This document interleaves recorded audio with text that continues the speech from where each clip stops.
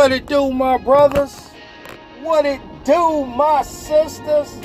To all of my kin folks and my knee G's out there, y'all already know. Back at you again, dropping another one. This week's episode of Highway Stories comes to you courtesy of me, your boy. Now, check this out. Y'all know how I like to set everything up. So, ain't nothing changed, all right? Now,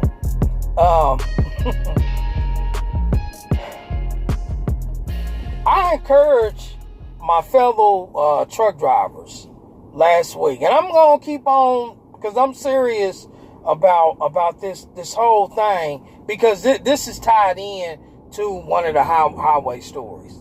Actually, in this highway story, I'm encouraging all of my fellow brothers and sisters that drive, sleepers, day cabs, you know what I mean? Whatever, K-Dubs, Pete's, Max, Volvos, Freightliner, Fraker Shaker, International, you know what I mean?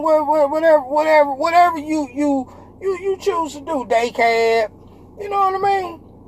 But I'm encouraging y'all to really watch what you eat. Pay attention to the food that you choose to consume.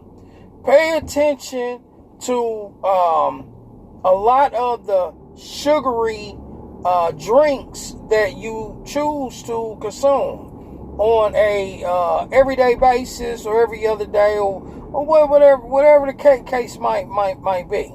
You know what I'm saying? So pay attention to all of that, because it's bigger than just you need something to keep you up, to keep you going down the road and whatnot. Trust me, I get it. Because right now, speaking from experience, and this is just me, at one point in time, I got up to 250 pounds. Right now, I'm about 198, 199, 200. So I didn't got the weight off, and my ultimate goal. But see, I've been on this body transformation for about 2 years now. So my ultimate goal is to get back down to 185. So I know it was not going to be easy. But the first thing that I had to do, I had to change up what I was eating. Now, the reason I'm talking about the food is because I was driving for Raj when this happened. And he used to, I told y'all, he used to send us out to Joplin, Missouri, and whatnot. And we used to pick up these protein shakes. So this one particular time, I went to go pick up the protein shake stuff and whatnot, and they wound up sending me to another one of their warehouses that they got out there in Joplin. So I goes, to the other facility and whatnot, and I checks in, and come to find out, the where the warehouse sits at, it's okay. Long story short, it's a couple, older white couple. They actually own the land. Their house is like right in front of the warehouse and everything. And from what the woman had told me, somebody gotta get some new brakes. The guy that owns the other warehouses with the protein shakes, he came at them, about using, because they had like a bunch of land, building another warehouse and everything. So they agree. So they make money and whatnot. And the husband and the wife, they are responsible for cutting the grass and stuff like that. And now key words, cutting the grass and stuff like that. So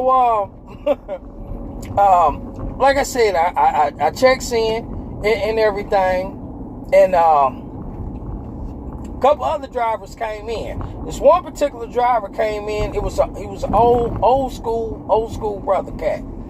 I called him Cat Daddy, and because when he came in out the gate, like he was like, oh shit. He was holding his stomach. So when he was holding his stomach, me and the other brother, we already knew, you know what I mean, what the problem was. And he was like, yo, can I hurry up and check in? And I got a restroom in here, and the woman, she was like, yeah. She was like, the restroom's right over there. She's like, are you okay? He was like, yes, ma'am. He was like, you start getting to be my age and whatnot. It was like, your bowels move a little different than normal.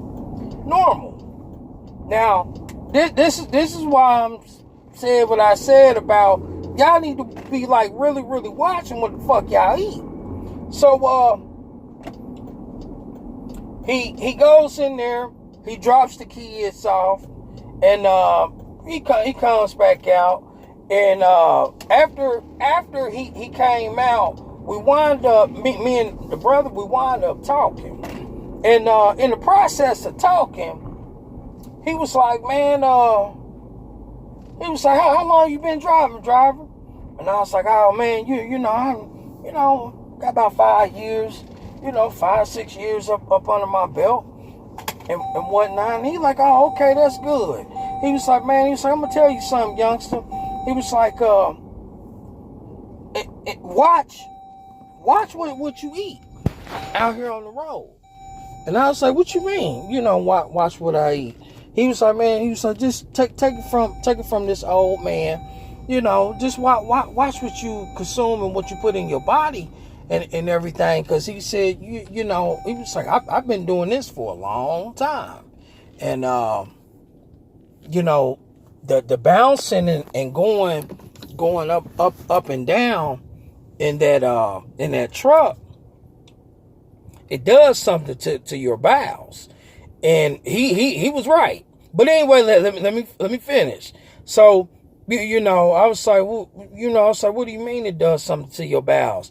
He said, you're constantly in. Okay, for y'all that don't know, in semi trucks, we have what's called an air ride suspension. Okay, so we're not supposed to feel the bumps.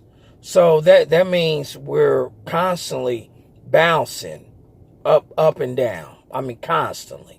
So you can kind of put 2 and 2 together. What do you think is going to happen to your food in your stomach and also in your intestines if you're constantly bouncing up and down? It's only 2 places where it's going to go. It's either going to come out through your mouth or it's going to come out through through the other hole or whatnot. So as I'm listening to him, he says, yeah, youngster, you don't got no bucket? I'm like, a bucket? I'm like, man, what the fuck I need a bucket for? He's like, man, he was like, listen, he was like, don't knock it till it happened to you. So he was like, just listen. I was like, all right. So he said, you need to get you a 5-gallon or a 10-gallon bucket and keep in your truck. I was like, okay. He was like, go to Walmart and get you like some heavy duty trash bags. I was like, okay. He was like, and then Get you some kitty litter also, and get you a couple of cans of air freshener. I'm like, man, this is a lot. I'm like, what? But why I need all of this for? He was like, listen. He was like, you might be in a situation, you might be somewhere, and you might have to use the bathroom, and they might not have no bathroom. So if you want to take a shit, you know what I'm saying? Boom, you got the bucket, trash bags. Then you got the kitty litter, to absorb all the shit and all the piss and whatnot. Then you got the air fresheners and everything. And I was like, okay. So he goes on to confess. He says, yeah, I've been in this place before. And he said it was an incident that happened. And I couldn't hold it. So he was like, I did what I had to do. So the woman, she didn't hear him telling me all of this. She comes out the blue. She opens up the window and just come out the blue. And she's just talking to us and whatnot. Because the one guy, he was asking, he was like, that's your home out there? And she was like, yeah, me and my husband, our kids, and woo, woo. And the guy said, well, and this is how I know that her and her husband, they cut the grass and whatnot. So the white boy was like, well, who does, y'all pay somebody to do the lawn care service? He was like, no. He was like, me and my husband, we got to ride a lot more. We get out there. She was like, my husband don't do it no more. And I'm thinking about stop doing it myself. So by this time I jumped in. I'm like, man, why you gonna stop cutting the grass? You got to ride a lawnmower. And she's like, well, a while back ago, and by this time, old school, he didn't nudge me. Cause see, he didn't already told me, he took a shit and he threw the bag out there on the people's property. So she said, a while back ago, I let the grass kind of grow kind of high. She was like, then, I told my husband, I got to get out there and got to cut it. She was like, now, mind you, I'm on the riding lawnmower. She was like, so, I'm shoom. And she said, as she was doing all of that, said she ran across the bag. She said she seen the bag, but she ain't pay attention, pick it up and throw it away. So she said she ran over. Said as soon as she ran over, she said brown shit had flew out the side of the lawnmower and everything. And she said, ooh, whoever left that shit bag out there, I don't know what the hell they had to eat for that day. Oh, man. So the dude, old school, he was like, man, I had me some couple burritos and whatnot. He was like, Johnson, he was like, that's why I said, you need to get all this shit and make sure you straight and whatnot. So after she tells us all of this, because I was, me and the other dude, we was just crying. So homeboy, he like, yeah, man, every now and then, he was like, I pull over on the side of the motherfucking road. And I just let it go and I throw the bag out there on the side of the road and whatnot. So me and the other dude, we started laughing at him. And I said, man, I was like, you the shitbag man. And he was like, God damn it. He was like, that's what you want to call me?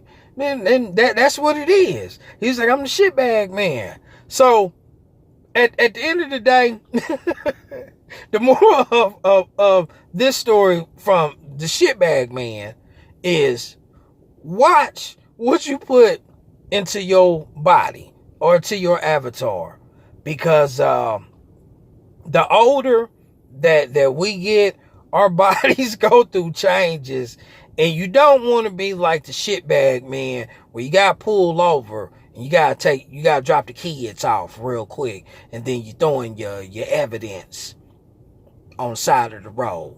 So as always, fam, peace, love, and joy. Holla.